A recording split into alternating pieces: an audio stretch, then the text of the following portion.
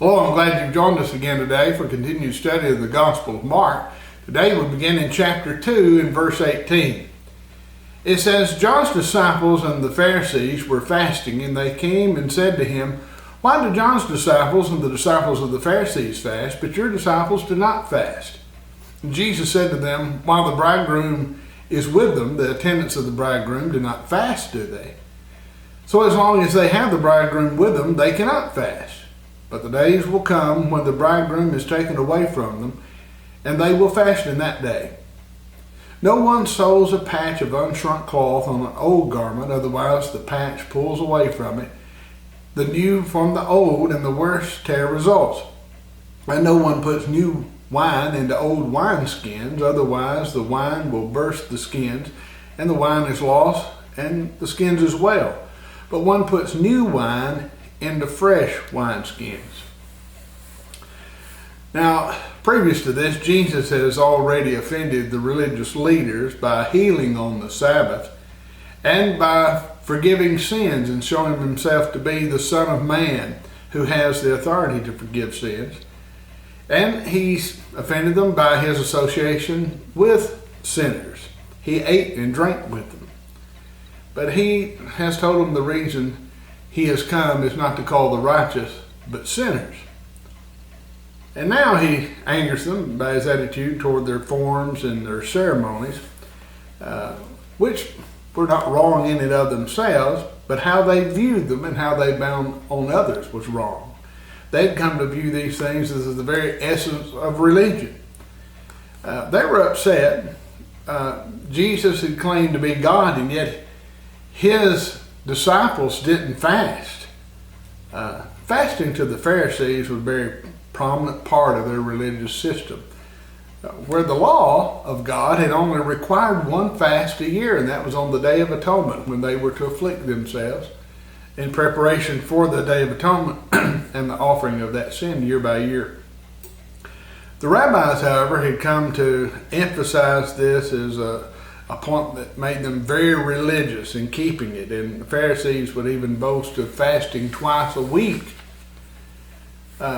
Even the disciples of John had fasted, so it's not surprising that they come questioning Jesus as to why he didn't fast. His disciples had not been fasting as normally expected, as at least the way they saw it. Jesus, in his reply here, is not saying that just fasting, but really any religious rite or ceremony might be fitting when it's authorized and given from a true expression of the heart. But when it's just done as a matter of rule or requirement and done by just going through the motions and the effort to be religious, then he talks about how it's useless. Fasting has its place, and in other places Jesus would imply that his disciples would at some time fast. In fact, he instructs us in Matthew chapter 6 and verse 7, says, and when you fast, implying that there'll be times that we will fast.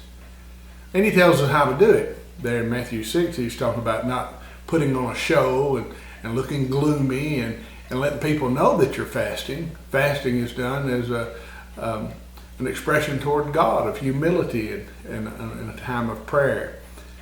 Jesus in Matthew 6:17 says, but when you fast, anoint your head, wash your face, etc. There's a place and a time for fasting. There's a purpose for it, but it's unnecessary otherwise. There's a time to fast, there's a time to rejoice, but it depends upon the occasion.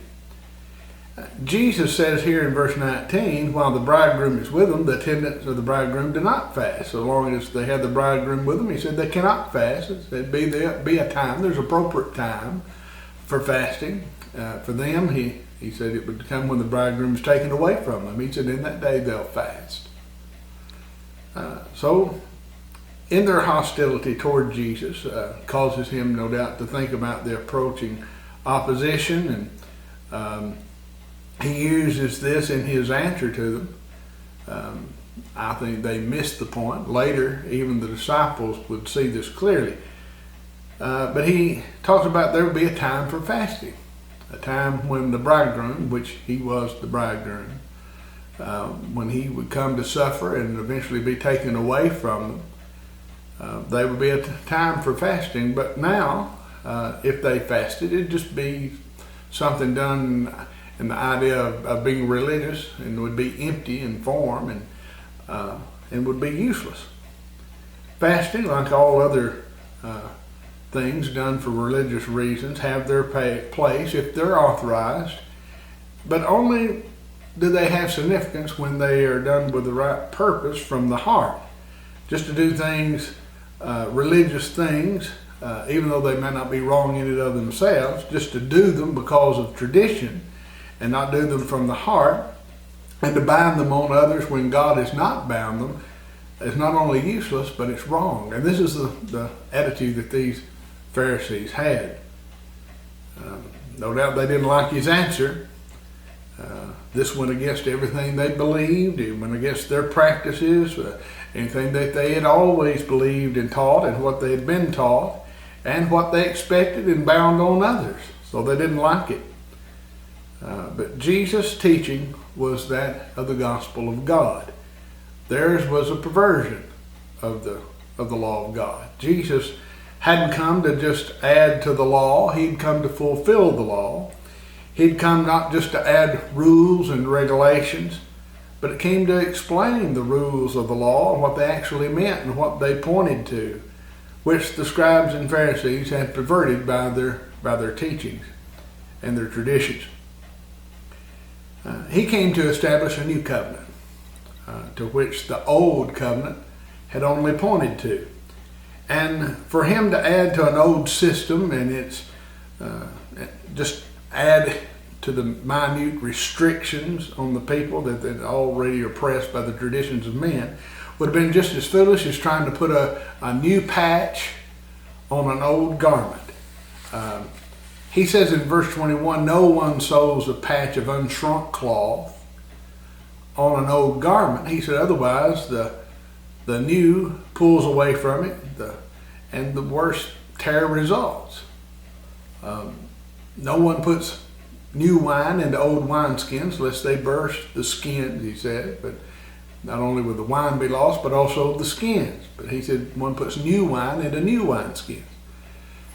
What Jesus was teaching was not the continued perverted view of the scribes and Pharisees. His was different, and people recognized him. He was speaking not as the scribes and Pharisees, but as one with authority. He was teaching the new and vigorous teaching that just didn't mesh with the teachings and the traditions of men, nor could it be accepted by those who would hold to that kind of mindset. Only those who had a good and honest heart and those who had an open mind could contain it. And we ought to always examine ourselves as to what we do and how we do it and why. That it not be based upon our think-sos, but to have book, chapter, and verse for what we do.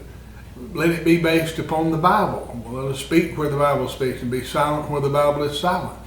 Let us not unbind where God has bound, and let us not bind where God has bound, lest we be guilty of this same kind of attitude. We need to accept what God says is right, even though it goes against what we've always been taught or what we've always done. If it goes against what God has said, then it's wrong, and we must be willing to admit that. In Mark chapter 2 and verse 23, it continues saying it happened that he was passing through the grain fields on the Sabbath. His disciples began to make their way along picking heads of grain. And the Pharisees were saying to him, "Look, why do they do that which is unlawful on the Sabbath?" And he said to them, "Have you never read what David did when he was in need and his companions became hungry? How he entered into the house of God at the time of Abiathar the high priest and ate the consecrated bread, which is not lawful for anyone to eat except the priest, and he also gave it to those who were with him." And Jesus said to them, "The Sabbath was made for man, and not man for the Sabbath. So the Son of Man is Lord even of the Sabbath." Jesus angered the Pharisees by his disregard of their burdensome rules, rules that their rabbis had made in reference to fasting, and now he stirs them up, and their hatred because of his rebuke of their interpretation of the Sabbath law again. The seventh day was the Sabbath day. It was a day of rest. Sabbath means rest, and there was to be no work done on the Sabbath. But what constituted work?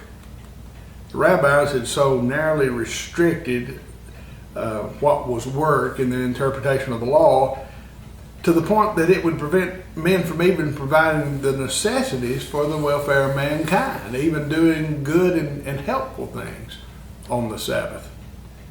They, by their interpretation and tradition, had restricted work that they couldn't even satisfy their hunger in this way by picking some heads of grain and rubbing it in their hands to remove the chaff and eating it. That to them was considered work, and it was considered unlawful. Yes, the Sabbath law was set against labor. You wouldn't go out and be reaping on the Sabbath. You wouldn't to be threshing the wheat on the Sabbath. That would have been work. That would have been forbidden. But picking heads of grain by hand and rubbing them in your hands to remove the chaff.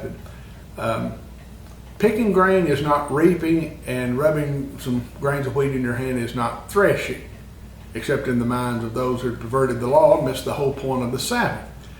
Sabbath, the rest, was made for man, and not the other way around. It meant that something good could be done. In fact, this Sabbath rest was good for the benefit of man. But when it became a burden, Sabbath keeping, to keep rest was good for man, but to keep the burdens of what these men had made out of it become a hindrance because it had been perverted. To make this point, to make the point that some things do not constitute work on the Sabbath, and that involves the things of necessity, Jesus uses an illustration of David from 2 Samuel in the Old Testament. He said, "Have you not read?" And that would have been an insult to these men who were well read in the Old Testament. Not only did they read it, they looked at themselves as being teachers of the law. But he says, "Have you not read?" They knew it. They had read it. The problem was they didn't apply it. And they'd held to their traditions above what the law itself had taught. The law had forbidden anyone to eat bread except for the priests. But the necessity of David and his men rose above the general statement of the law. Back in Matthew's account of this, Matthew chapter 12 and verse 5, Jesus also refers to the work that the priests done on the Sabbath. There are some necessary actions done on the Sabbath that do not constitute work, and therefore when one performs those things, he's guiltless in doing so. Jesus said that the priests were guiltless in the work that they did. They had to offer the sacrifices, still had to trim the lamps, they still offered incense. These actions, which would have been considered by some work, was not something that violated the Sabbath. He said they were guiltless. And in the same way, providing the necessities that arise for the benefit of man on the Sabbath did not constitute work, and therefore a person in doing those things is guiltless. Now, Jesus is not saying that in some cases it's okay to break the law. No, breaking the law is transgression of the law, and that's sin. But he's saying that the general statement of the law in this case is not bound in situations that have to do for the necessity, the welfare, the benefit of men in general. This is where they had wrongly interpreted the law and bound where God had not bound, and made the Sabbath a burden rather than a benefit. And he says you've got it all backwards. The Sabbath is made for man, not the other way around. So Jesus taught that there are moral principles upon which the law is based. And when the Sabbath law, which was given for the benefit of man, conflicts with the welfare and the benefit of man, then that must give way. And Jesus had the authority to qualify what constitutes work and what doesn't. he had the right to make such a statement because, as he had shown by his teaching and by his miracles, that he was the Son of Man. He was the Messiah, which his words proved him to be. But the hatred and the pride of these rulers wouldn't allow them to see that or accept it. But Jesus is the Lord of the Sabbath. And he continues to go on to show that as he even does other actions that are for the benefit of man on the Sabbath day, as he heals on the Sabbath. Let's continue in chapter 3. In verse 1 it says, he entered again to the synagogue, and a man was there with a withered hand. And they were watching him to see if he would heal on the Sabbath in order that they may accuse him. And he said to the man with the withered hand, rise and come forward. And he said to them, is it lawful on the Sabbath to do good or to do harm, to save a life or to kill? But they kept silent. And after looking around with anger, grieved at their hardness of heart, he said to the man, stretch out your hand. And he stretched it out, and his hand was restored. And the Pharisees went out immediately, taking counsel with the Herodians against him as to how they might destroy him. Jesus had shown himself to be the Lord of the Sabbath, and he shows himself to be faithful on the Sabbath in his attendance to the public services of the synagogue. There was reading of the scripture, teaching and worship, and he was there. It says again, he entered into the synagogue. And besides the worshipers, Jesus' enemies were there, and they were not there to worship, but to watch Jesus. They were there just to see if he would do something on the Sabbath that they would consider work and have means of accusing him as a lawbreaker. He had earlier angered them because of their narrow-mindedness and their binding their minute regulations and traditions of men. He was refused to be bound by such or have his disciples to be bound by these things, explaining that the Sabbath was made for man and not the other way around. So showing that the Sabbath law called for rest, yet the law didn't find guilt in activity that provided for the necessity of man and showing mercy for men. And on this occasion, the Lord of the Sabbath was to demonstrate this principle, that the works of mercy were also included in the activities that were deemed necessary and therefore guiltless from breaking the Sabbath law. The opportunity comes now as a man who's there with a withered hand. A withered hand, not a natural deformity, but apparently because of a result of disease, the hand had shrunken and it was withered. We've mentioned several times these miracles, though secondary to the message of Jesus, give a message of their own. And I think we see that here, as they are symbolic of the spiritual problems of sin in our lives. Here we see the case of the withered hand, which I think is symbolic of the withering effect of sin. We start out whole, we start out useful, strong, and active, but we allow sin to overtake our lives and we become withered. We become apathetic, we withdraw, we become weak, and eventually useless in our service to the Lord. But it's the Lord who can make us whole again, but we must be willing to rise and come to him. Jesus sees this man, but before he heals him, he wants to teach these men who are his enemies. He wants them to see that this man, who they would forbid the cure on the day of rest, he tells him to get up and come to him. In verse 3, we see him standing there in clear view, and he turns and he asks the Pharisees, is it lawful to do good or to do harm, to save a life or to kill? But they just keep silent. You think about that. They're all concerned about resting on the Sabbath. But to give rest to a terrible condition, they would say that was unlawful. How hypocritical was this? They didn't say that an action of doing good for man. They couldn't say that that was okay to do. They couldn't say that to heal a man was lawful, that to make him whole, that would be. Their pride would keep them from seeing their wrong and admitting their wrong. So they kept silent. And here's one of those places we talked about in our introduction where Mark paints a picture. He, as a writer, gives us not only the words of Jesus, he doesn't give us just the accents of Jesus, but he gives us the very expression and emotions of Jesus. When Jesus asked this question so that they might see this truth, a question that should be easily answered, that it was okay to do good and to save and to be merciful on the Sabbath. Their wickedness refuses to allow them to answer and to say that it's okay to show mercy on the Sabbath.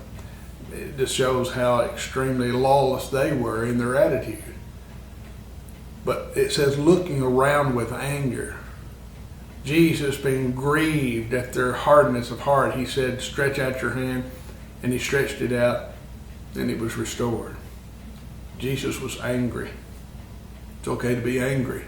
We're angry about the right things. Sometimes we want to be angry about the wrong things, but this was righteous indignation. And Jesus was angry because of their unwillingness to admit the truth, and because of their hardness of heart, he was grieved. Jesus told him to stretch out his hand. He wants them to see that he is doing good on the Sabbath, and that is guiltless against breaking the Sabbath law. He is the Lord of the Sabbath. And we should never hold to the ideas and teaching of men over the Word of God. This is what he was trying to show them, that we must be willing to do good and show mercy, and be able to admit when we're wrong, when what we do and what we think goes against what God says is right. And let's always be willing to have that heart. Hebrews chapter 3 and verse 12 says, take care, brethren, lest there should be in any one of you an evil, unbelieving heart and falling away from the living God. He said, encourage one another day after day, as long as it's still called today, lest any of you be hardened by the deceitfulness of sin. These enemies of Jesus could say nothing. They couldn't even accuse him like they wanted to, as they had been there just to watch him do something on the Sabbath. Now he's done it, and because of his teaching and the way that he's done it, they can't say anything. They're just so filled with pride and envy they could only go out and try to scheme against Jesus. And there it says that the Pharisees went out immediately and taking counsel with the Herodians against him that they might destroy him. You'll notice that they schemed with the Herodians, and this was a hypocritical act. The Herodians were those who favored the Roman government, and they were at odds politically and religiously with the Pharisees. But now they've got a common enemy in Jesus. And their hatred for Jesus overrides their dislike for the Herodians. And so they're willing to team up with them to try to do something against Jesus. It just shows how desperate they were and how much they hate Jesus and the truth that he's declaring as he exposes their attitudes. Well, our time's gone. We'll pick up there in chapter 3 next time. And until then, I hope you have a good day.